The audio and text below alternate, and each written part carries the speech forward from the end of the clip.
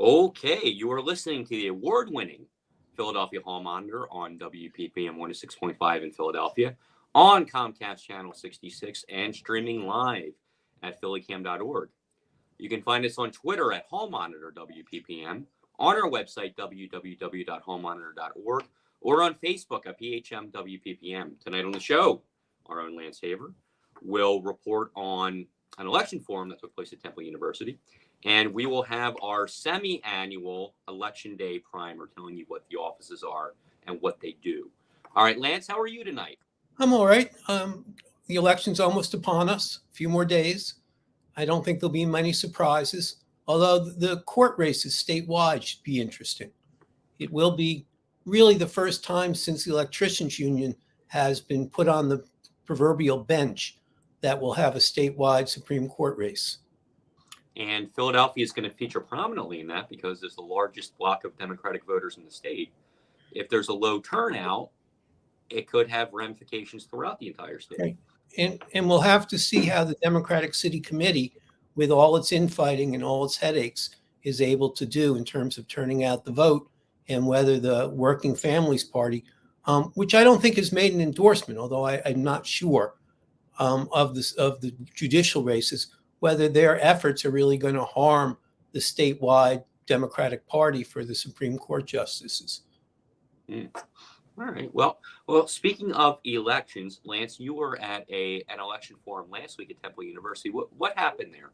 So thankfully, the Lenfest Foundation has been funding a number of these opportunities to hear the candidates speak.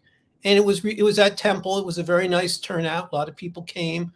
WURD was there broadcasting it. Temple News was actually there broadcasting it. But I made a small tape for a few minutes. One of the things that I found interesting was there's not that much difference between the candidates, and also how much of the candidates, both candidates are really saying they have to do outreach and they have to have what they call stakeholders at the table to try and come up with solutions for the problems that we face. There was not a lot of very concrete proposals other than we have to get people together to figure out what to do. So with that, let's run it. Let's see what the candidates themselves are saying, and then we can talk a little bit about what it might or might not mean for the election. First things first, I am a morale person. People have to be motivated, inspired, and encouraged. And the most important decision, if it's God's will and I become the 100th mayor of the city that I will make, is appointing a police commissioner who first shares the vision of the mayor that we can make Philadelphia the safest, cleanest, greenest big city in the nation with economic opportunity for all. Then, when I introduced that plan for neighborhood safety and community policing, because I'm not simply an expert articulator of problems, I also offered a proposal that would have allowed retirees to come back on the full force. Those who have clean jackets, to say, listen, can you come back if you can still collect your pension? So for me, I think the first thing is that we have to send a message, because I think communication is so important. And the message has to be that things are going to be different. When we say that, people have to see something that immediately shows them that's true. For me, I look at many of the communities that are not served. And I think when people do not feel safe, and when they cannot count on 911, and when they hesitate to call the police, or the police are not around or at their service, that indicates to them that they're not cared for, that they're neglected, that they're disregarded. And so we do know that there are safe neighborhoods, and probably when they call the police, they're right there, very courteous, very kind, and they probably don't have a lot of crime in those areas, so those officers are not stressed out. But in the neighborhoods that have a lot of crime, the officers are not available. Sometimes there's only two police. Second thing that I'm super proud of is we had the foresight to think about removing any barrier to entry for those who may be interested in coming through the police department. So think about the standardized testing. Nelson Denny. I'm a certified high school English teacher by profession, but I know the SAT is not the sole indicator of how you will perform in undergrad. What if we were able to develop our own testing mechanism so that people aren't eliminated because for some odd reason they may not be a good standardized test taker? That doesn't mean they can't serve our department well. So again, a comprehensive approach, ensuring that we remove every barrier, supporting and encouraging via the morale, strong leadership. But listen, with a mayor who doesn't think it's a conflict to stand up and tell the people in the city, I wholeheartedly support the men and women who are doing their jobs the right way. Zero tolerance for any misuse and or abuse of authority, but they're putting their lives on the line for us on a daily basis. So we can support you, but also not expect you to misuse and abuse us because you're fired first. I see it. Cars working, and so my first thing is if we look at the total number of officers currently available, we're short probably at this time by about 1,400. So we have to stop the number of officers that are leaving our police force. We have to begin to hire police officers, and we have to make up that difference so that we have a full roster.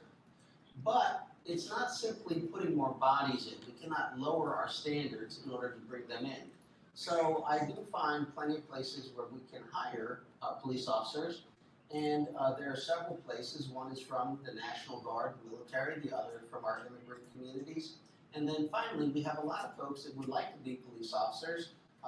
They want to serve, they're very well qualified. The only thing that is stopping them is they have a little bit of debt.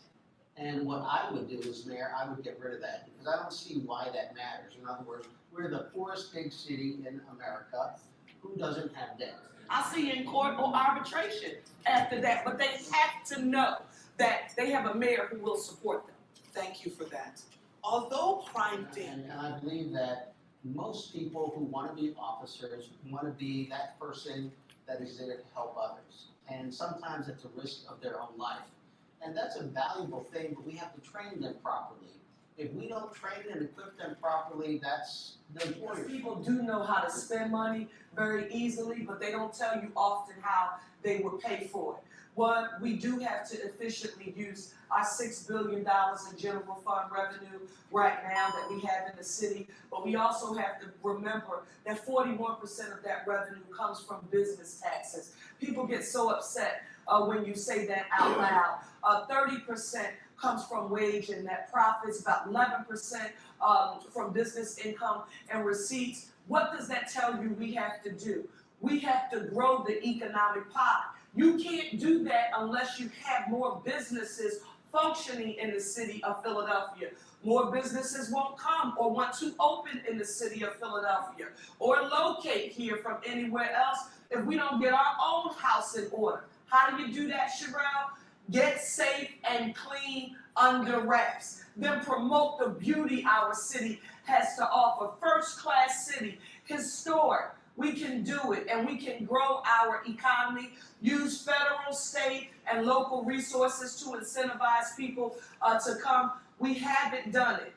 And the reason why we have not done it is because we need leadership that knows how to put intergovernmental skills together. Everybody thinks the mayor can carry it all. I'm sorry. Philadelphia's mayor can't do that alone. You have to have public and private sector working together to move the city forward and creating employment opportunities and more people contributing to the tax base. You can't do that if you don't have a Yeah, you know, for me, there are several ways to do it. One, I'll just run through a list of things. For me, in public school, every public school should have vocational and career training. We used to have it, it was removed, I would put it back in every school. It's not a thing where you have to go to that school, your school. Every school should have those things because art and music and all that is also a career in the creative arts economy. Things that people do artistically, with graphics, computer, those type of things. I want to put a VET program in. I'll just explain it. That really, I found that that's what they do in Europe. It's a fantastic program. If you know who you want to be right now, or even when you're younger, and you say, I want to get certified in this type of profession, like maybe a technology or something like that. What happens is you get into high school, 9th and 10th grade, you pursue that study, you become very, very good at it. And then in 11th, 12th grade, you do part-time in school, part-time in the workforce. In the workforce, you have much better facilities, much better real-life experiences at Boeing, at Augusta Aerospace, at Merck. You won't get that in school. You will have multi-million-dollar, sometimes billion-dollar facilities and whatnot to work with, and you'll get paid a very good salary in order to do that. And when you're done, you'll be certified and you'll get a job. That's an opportunity for people as well. I'm very interested as well on this topic of career.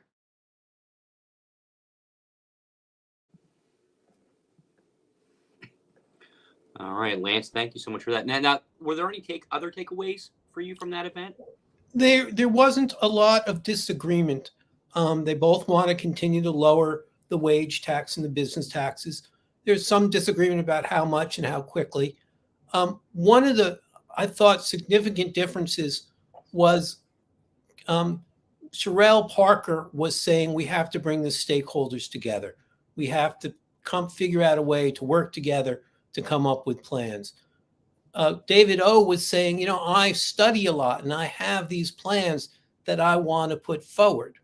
Some of what the former councilwoman Sherelle Parker was saying has been the opposite of what progressives have been saying in the city.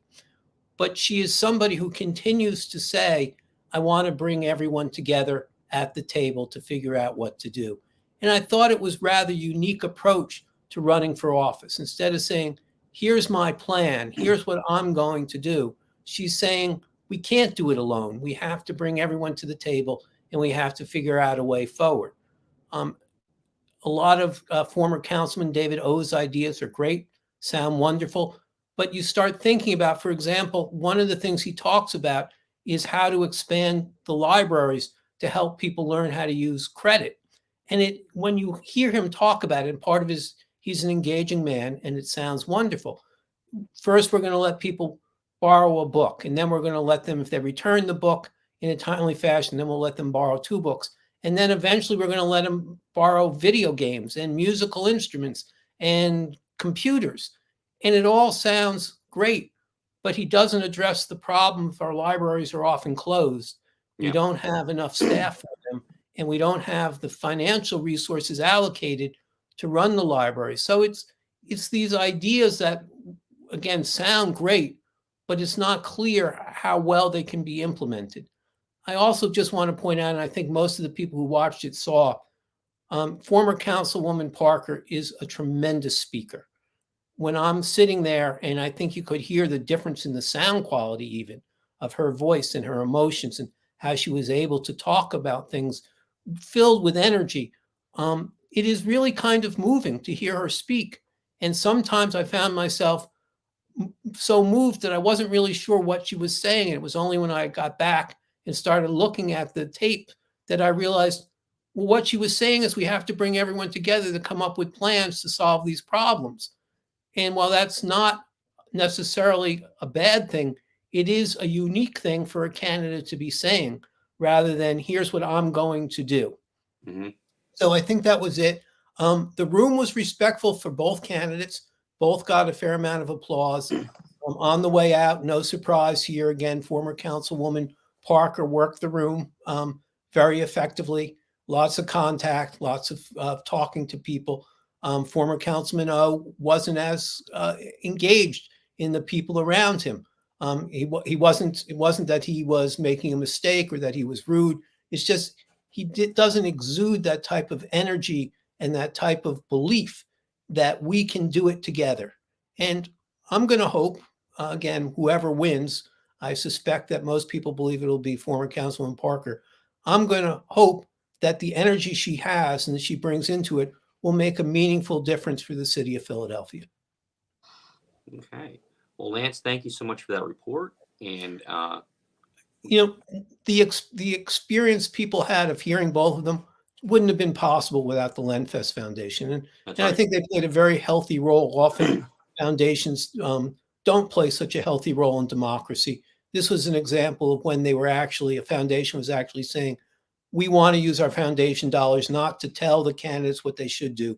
We want to use our foundation dollars to help the voters hear what the candidates are saying. And I think that's really should be commended. Unlike some of the other foundations in the city that say, we're going to make a legal bribe, not an illegal bribe, but a legal bribe, say we'll put up $250,000 or $500,000 if the city does this, meaning that it's only the experts, it's only a few people in the room who are deciding what the public policy is, versus what the Lenfest Foundation did, which is say, we want voters to be able to hear the candidates. We want as much exposure for the policy as possible. And we're therefore going to fund all these news organizations and fund all of these opportunities for the voters to show up and hear and ask questions. Now, there were a number of questions, but obviously it was almost 2 hours, and I didn't think most of us would want to sit through it all. Well, And Lance, speaking about the Lenfest Foundation, you know, they funded our mayoral coverage since I think January, since the beginning of the year, our primary coverage, our election coverage, and what we're about to do on this show next. So we're very grateful for that. But yeah, it looked like a great event. It's very good to. I've always been a little bit of a critic of the standard debate model. I don't know if those 2-minute responses are really the best way to do things. I think something more like this that you attended is a better way to do things. So I think overall it was a good event. So thank you so much for that. And now we're going to tell you a little bit about what's coming up next week on the ballot. And the reason we do this is because it's very difficult sometimes, I think, to really understand what all these offices do and what all these jobs are. And that's kind of what we want to go through today. Walk you through a little bit of this so you understand what that position is that you're voting for. All right. And I think it's really important. So let's start here with our slideshow that we created. So this is the 2023 Philadelphia November ballot. And there are multiple offices here that perform very important jobs throughout the city and the state, actually. We're not just voting for mayor and council here and row offices. We're also voting for statewide judgeships. And I think when we start talking about the statewide judgeships, people just say, okay, I don't know what any of these do. So that's what we're going to talk about a little bit here. So let's see what that next slide is. All right. So what offices are going to be on this ballot when you go to the polling place? The first thing you'll see is Justice of the Supreme Court, Judge of the Superior Court, Judge of the Commonwealth Court, Judge of the Court of Common Pleas, and Judge of the Municipal Court. So a lot of judgeships, and we're going to go through each one of them. Then you'll have Mayor, which we all know about, the City Commissioners, which we may not know about, not City Council, the City Commissioners, the City Controller, which maybe people have heard of, the Register of Wills, the Sheriff, Council at Large, and District Council. All right, so those are the things we'll be voting for, in addition to retention for judges, which we'll explain in a minute, and there's a ballot question. So we're going to walk you through all that. So let's see our next slide. So what are judicial retentions? Well, if a judge has been elected, they don't really run for re-election in the traditional sense. Instead, they're on the ballot as a yes or no to retain that judge. Okay, so then that's how they get another term in office. This year, there are retention votes for Superior Court, Court of Common Pleas, and Municipal Court. And again, all this is yes or no. Do we keep this judge in place or not? Okay, so that's what judicial retentions are. What do we have next? Ballot questions. So ballot questions, more often than not, are changes to the city charter. The city charter is kind of like the constitution of the city. So if we're going to make a change to that, city council will pass a piece of legislation saying we're going to put this question on the ballot, and if the electorate passes it, then it's going to be change the charter. Usually these pass, as do judicial retention. Most cases they're going to pass. So this year, this November, voters will be asked if the city should create an office for people with disabilities. And this office would coordinate the city's compliance with regulations to access regarding city services. If approved by a majority, this will be added to the city charter. All right. So that's going to be your ballot question. Next slide. So what do these people do when we talk about our judicial races? Let's start with that. So all this information about these judicial races I took from the Commonwealth Courts of Pennsylvania website, right? This is all information coming from there. I figured that was the best source. I didn't even rewrite it in a fancy way. It's just basically what they say. So here's what these offices do. And here's a good way to think of them. If you can see this pyramid we have here, the bottom of that pyramid are your local lower courts. In Philadelphia, those are municipal courts. Okay. In other counties, they have something called magisterial district justices. But we don't have that here in Philadelphia. It's municipal court. All right. So that's your lowest rung. Your next rung up, that second part right there, is the Court of Common Pleas. All right. And that's the one I think affects most people on the local level, maybe even more than municipal court.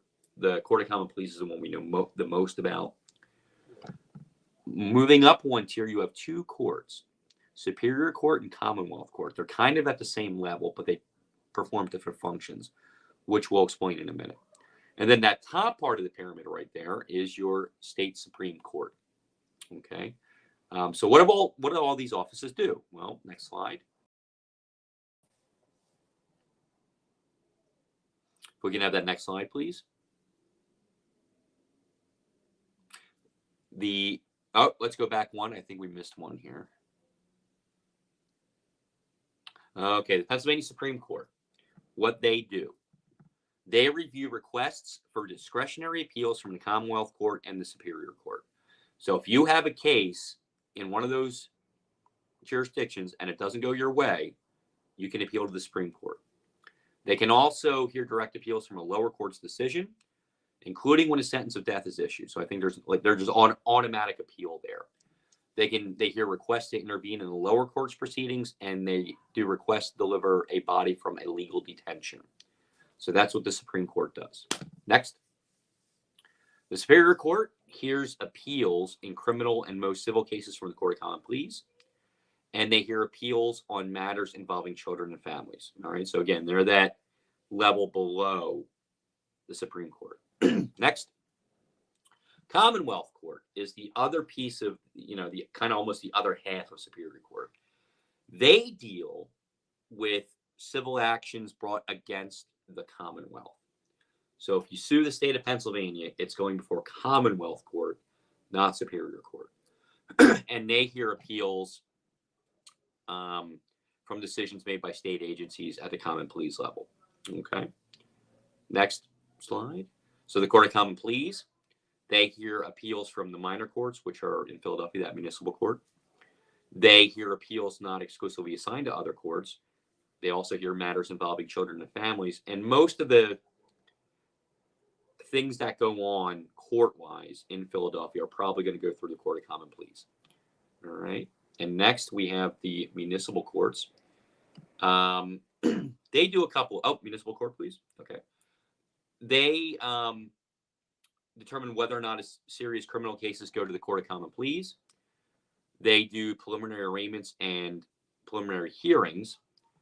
They set and accept bail, except in murder and voluntary manslaughter cases. So that municipal court is kind of like the first court you would go to, and then you would probably go to Common Pleas, in a normal sequence.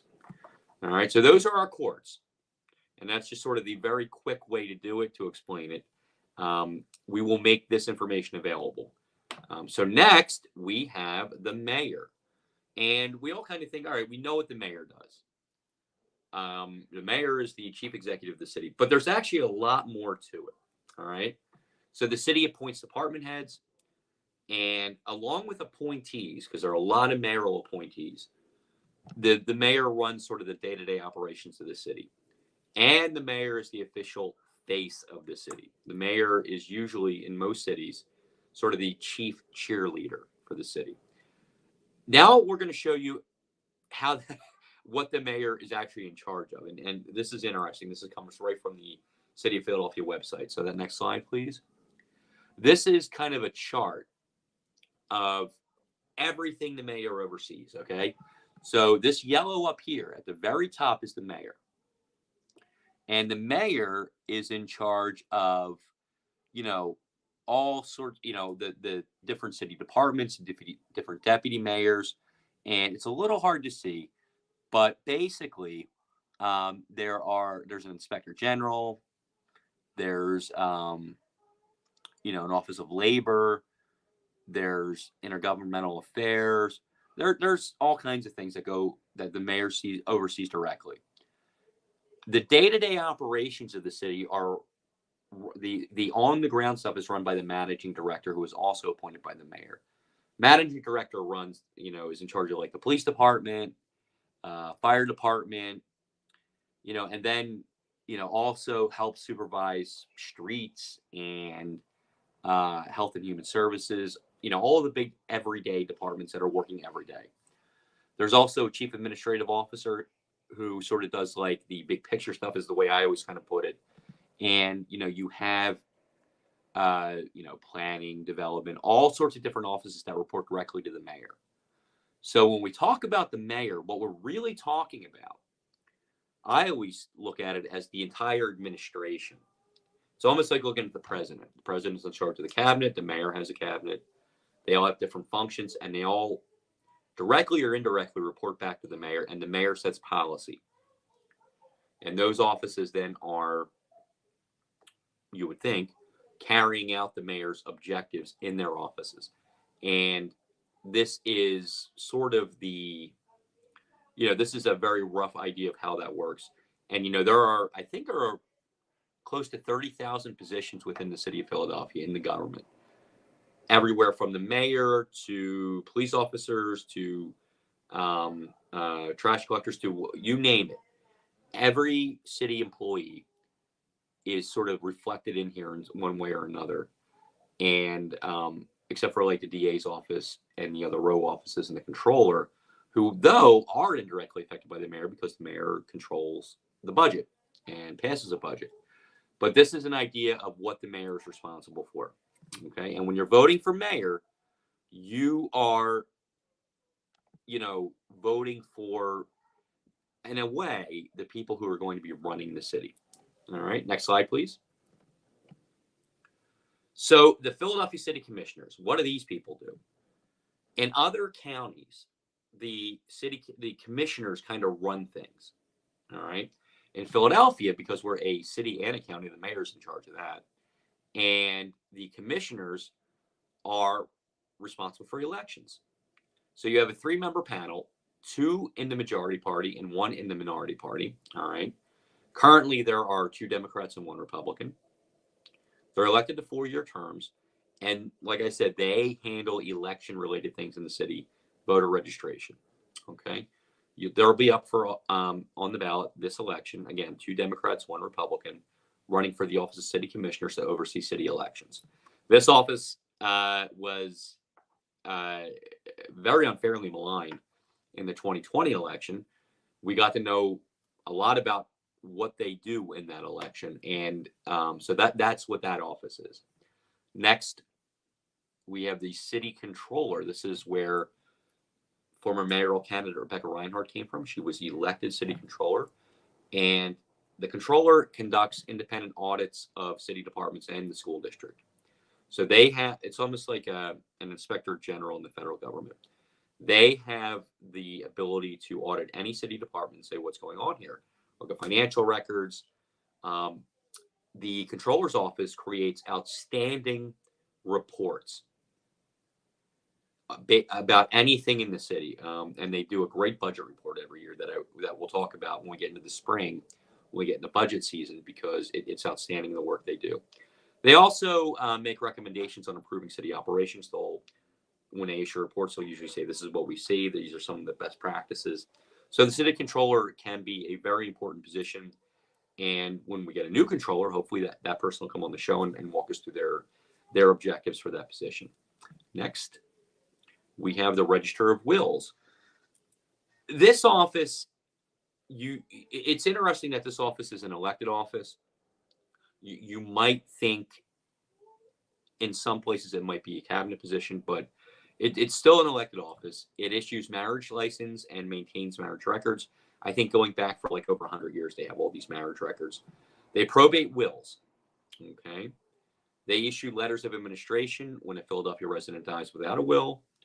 They maintain records of wills, estates, and related documents. So they handle anything related to marriage and wills.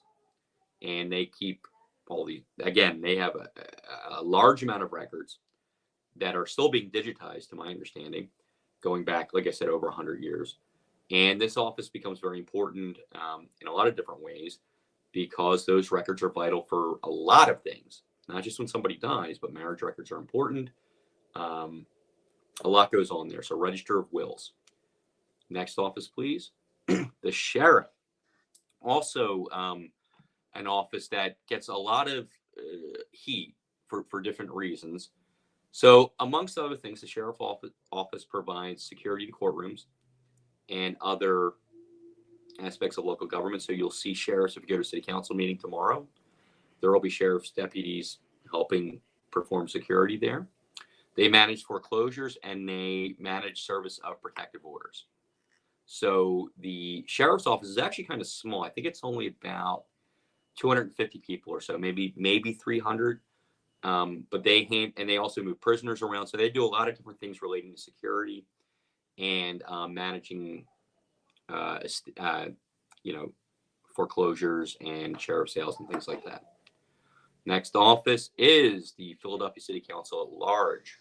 We have council members on the show all the time, and are, whether or not they're at large or if they're district council members.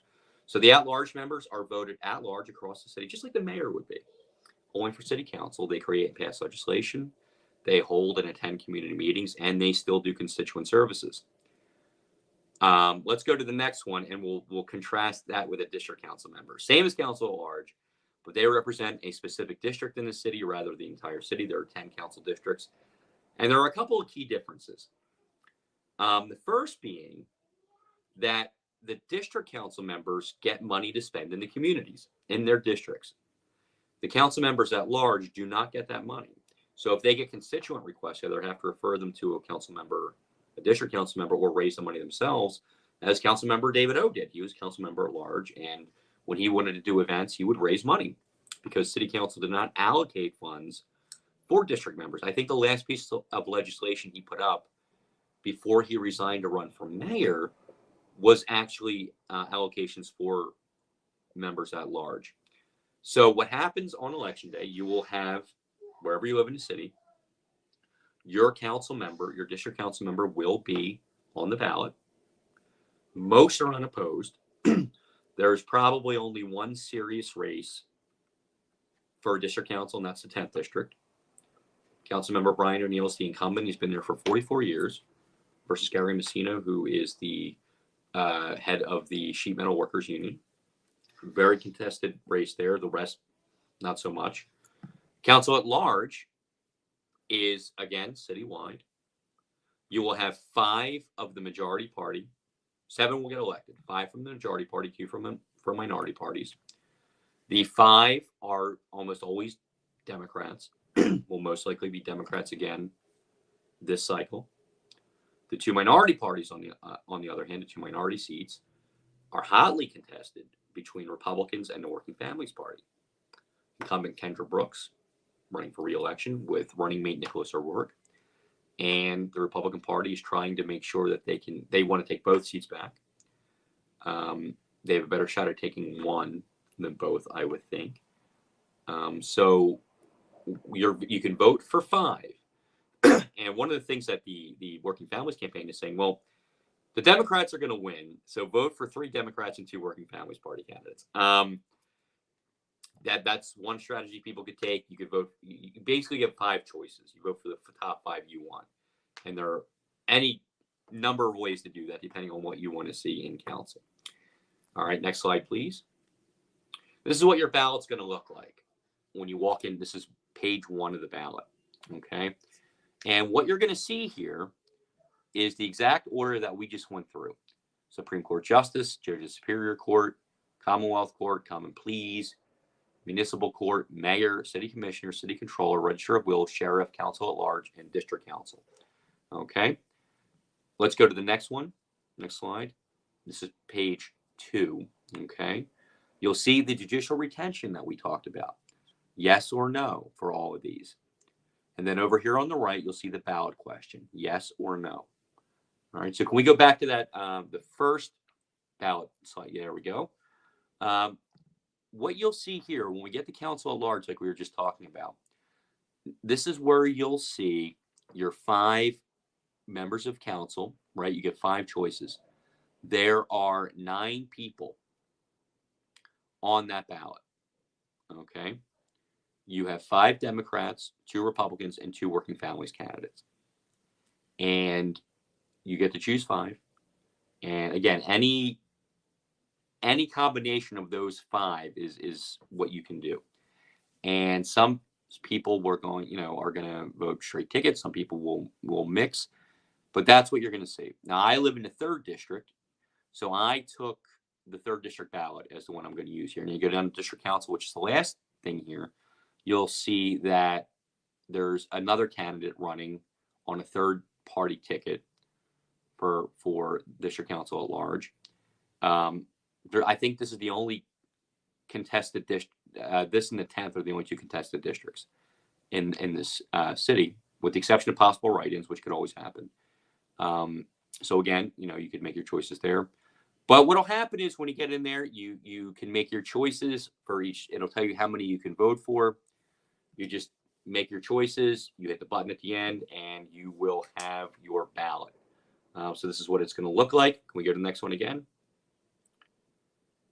This is the second side of it. So don't forget judicial retention and your ballot question at the end. Make sure you do those.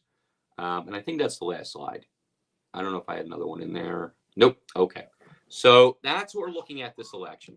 I hope that very quick synopsis of what all these offices do is helpful. We're going to put this in our newsletter, so you'll see it. It'll be on our social media if you need to refer back to it. All the information here was taken from different city and state resources, so if you want to just find that on your own for more detail, you can definitely do that. Just want to make sure everybody kind of has an idea of what we're doing on election day and what these offices actually do. I'd like to bring in Denise Clay Murray here on Philadelphia Hall Monitor.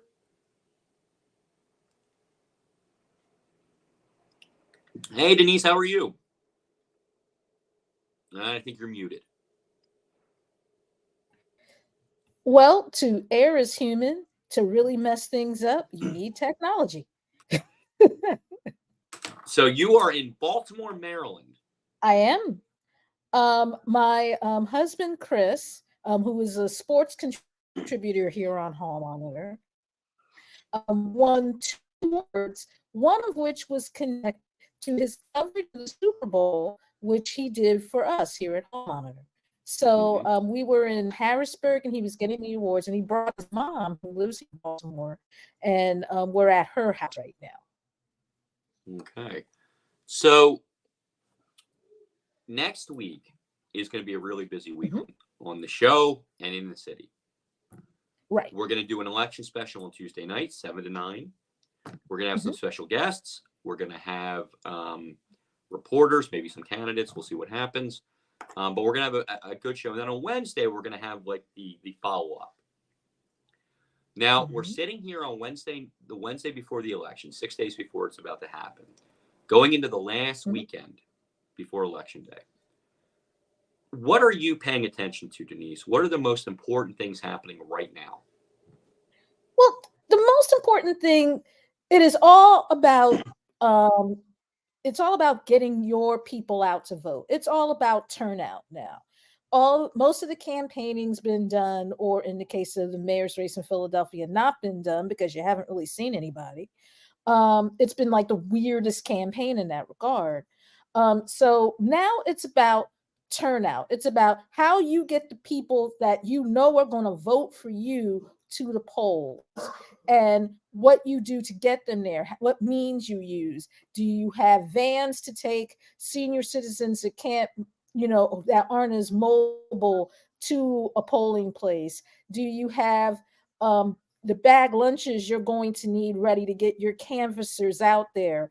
Are you going to make sure that everybody who wanted an absentee ballot has had one, and then that ballot is either on its way to a drop box on election day or has already been mailed out? That is what this weekend is going to be. It's going to be all about turnout. There's going to be pep rallies and gatherings and things of all kinds designed to motivate voters to go out and vote. So what's with the campaigning itself being all over but the shouting, that's what I'm looking for. I'm looking to see what the turnout mobilization looks like. And what it looks like it's going to be to me, it's going to be the laborers versus everybody else in terms of mobilizing voter turnout. Because let's face it, the reason why Sherelle Parker is the Democratic nominee for mayor is because the building trades got solidly behind her and put the full force and people to go with it behind her to get her, over the top.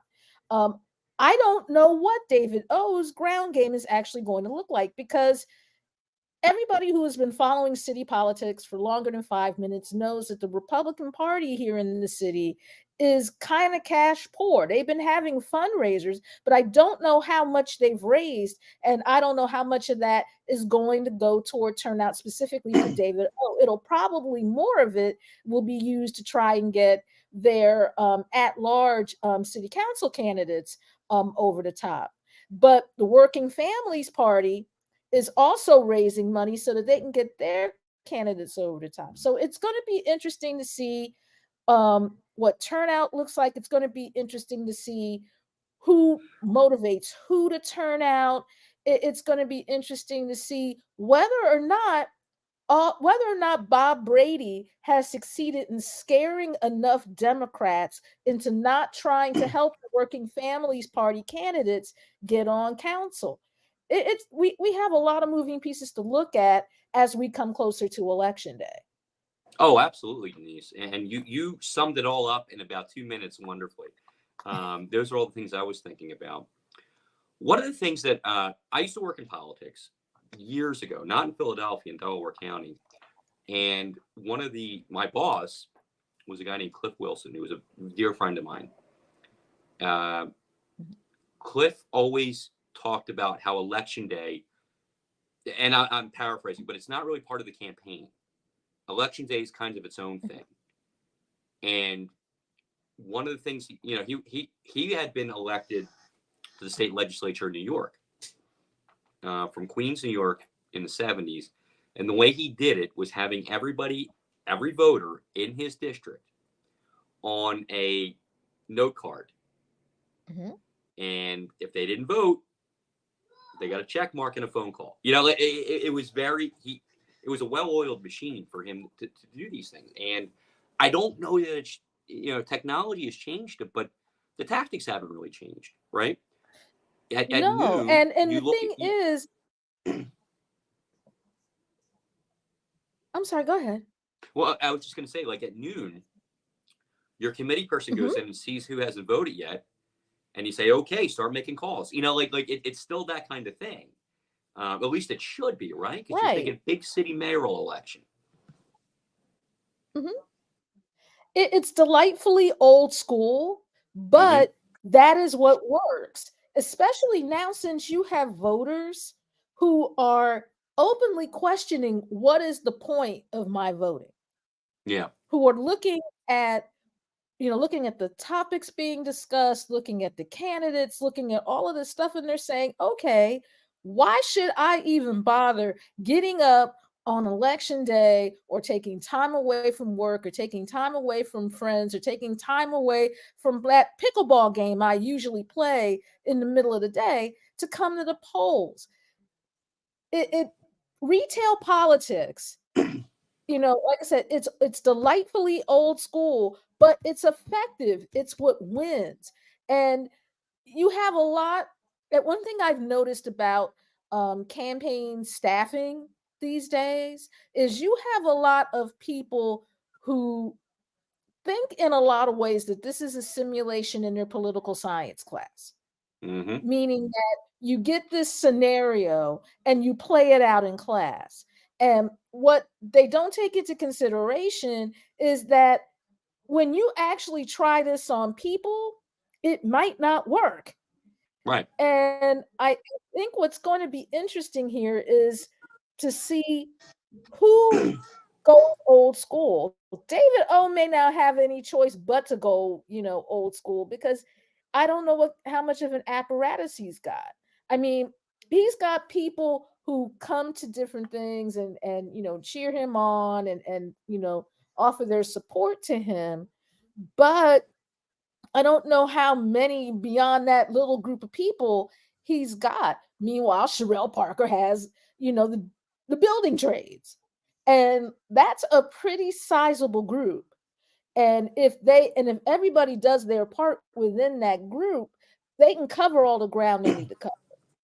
Mm-hmm. So, it's delightfully old school to, look at the list and see, okay, this person hasn't voted, let's go to their house or let's give them a call or whatever. But you've got to practice it, and you've got to have the people to practice it. Yeah, and correct me if I'm wrong, but the way I've looked at this, not a lot of yard signs, right? I haven't seen that many. And honestly, if I was running a campaign, I would say we're not getting a lot of lawn signs anyway. It's just one of the lawn signs. They always say lawn signs don't vote, but you haven't seen too many. Much No, of they that. do not. You haven't seen in the general election a lot of television ads or radio ads as much as you would expect. I think. I haven't seen the natural signs of a campaign really anywhere. And my suspicion is a lot of that money that you're hearing about is being stored up for election day. What we're doing on Let's election hope day. so, because yeah, let's hope so, because again, this has been the weirdest campaign season I have ever seen. Normally by now, people have been getting on my nerves. Say, we're having this event, you got to come out. We're having this event. And I mean, Yeah. I look at during a normal election, I look at my inbox and I'm like, no, not another 25 emails asking me to go to a campaign event. I don't want to go. I don't want to go. This time, it's been like the Mojave. I mean, I get more national fundraising letters, and I don't know why they keep sending me fundraising letters, because most of them got my email address from a press list I was on. So I'm like, why are you asking me for money when as a journalist, I ain't giving you none? Especially when it's a candidate in Arizona or something, and I'm like, nah, I don't know you. Exactly. Yeah. Exactly. I'm like, we've dealt with a lot of that. I'm like, I don't know you. Who are you? Why do I care about whether or not Nancy Pelosi gets reelected? She's in San Francisco. She's not my congressperson. And she's going to get reelected. Right, and she's going to get reelected. So she don't need my money. But the thing is, I hope that this has all been saved up for Get Out the Vote, because Lord knows they haven't spent it on anything else. And I got a press release. I did get a press release today about a pep rally that Sherelle Parker is having over the weekend. Now, I'm not going to go because, doggone it, I'll probably see you all day election day. I don't feel like covering your pep rally. But the thing is, that is the only campaign related thing I've seen in terms of an event. Those are the only campaign related things I've seen this entire campaign, which is nuts. But But yeah, go ahead. Go ahead. No, go ahead. I was going to say, but it's going to be interesting to see because if all of this money wasn't spent on campaign events, and you're not blanketing the city with, canvassers, for election day, making sure people get to the polls, making sure the bag lunches are handed out to the canvassers, making sure that street money is flowing, because you know that if you don't have the street money, nobody's putting you on their sample ballot. If that money isn't going there, then and all of a sudden I see you riding around a new Ferrari, I'm gonna have some questions. Yeah, and I mean that's just how it works. That's how it's always worked. And Mhm. no one's saying it's the right way to do it, but it's the way it's done, and that's it. You can't change that. Um, so yeah, I'm expecting from both campaigns, to tell you the truth, and especially the working families people, I'm Mhm. expecting big election day apparatuses. I think you're gonna see a lot of that stuff come to life on election day, in my opinion. And And you're I totally wouldn't right. I wouldn't be surprised if the biggest of all, or at least the ones that make the best effort, are the Working Families Party. And the reason I'll say that, I'm not saying they're going to have the most money or most support. That's clearly going to Mhm. be not necessarily the Democratic Party. I'm going to say Cheryl Parker. Right. I'm going to distinguish that a little bit. Cheryl Parker's going to have Democratic Party support, but she's also going to have that tidal wave of union support. Mhm. Okay. But the Working Families people are going to have something a little different. Mhm. They're going to have some money. They're going to have a good amount of people, and they're going to have enthusiasm, Denise. And I think that's Mhm. one of the key things in an election. If you have enthusiastic supporters, that having one enthusiastic supporter is like having two, because they Exactly. really want to do it, and I think Mhm. that's going to be important. And I also think that might impact turnout on some level. Yep. Now, granted, a lot of folks think that the mayor's race is over. So while they'll vote for that office, they're like, Cheryl Parker don't need my vote. She's already got this, blah, blah, blah. But the Working Families Party thing, this city council at large, that's the thing. That is something that people are going to be concentrating on because, you know, this could make a seismic difference. If you have two Working Families Party members for council at large, plus the 5 Democrats, and then you have all the other Democrats that are district council people, and Brian O'Neill, who I seriously doubt is going to lose his seat. If you have all of that working, you have a council that's going to think a lot differently than the councils of the past. Yeah. I mean, you have a council that's going to question a lot of things because you're going to have this encouragement on the part of the Working Families people to make, the folks who their fellow travelers as Democrats, which is why the Republicans have been trying to get them off the ballot. Um, they're going to make them think a little further left than anyone has been used to thinking. Now, does that mean that Ketsi Lozada's desire to fully, have a overwhelming police presence in Kensington that may or may not include involuntary commitment for people who are drug addicted will never get a hearing? No, because there are too many people on council who are willing to entertain that as an idea.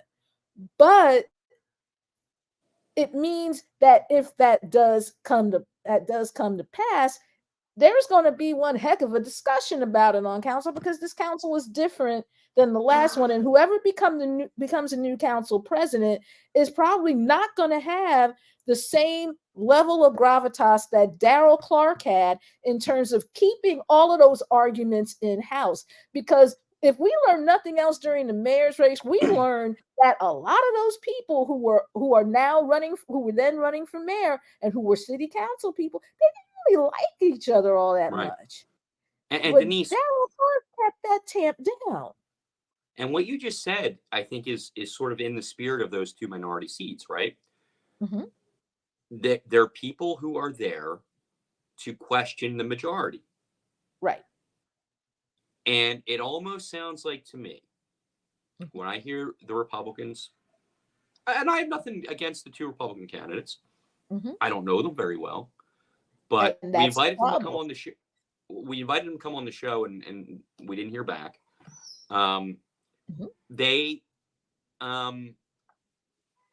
you know, it almost seems like when we're talking about things like Kensington, we're talking Mhm. about policing, they're gonna side with the Democrats. Mhm. Whereas the working families people are going to say, wait a second, let's have more of a conversation about this. And that Mhm. might be where, if I'm voting, I might want to look at that and say, you know what?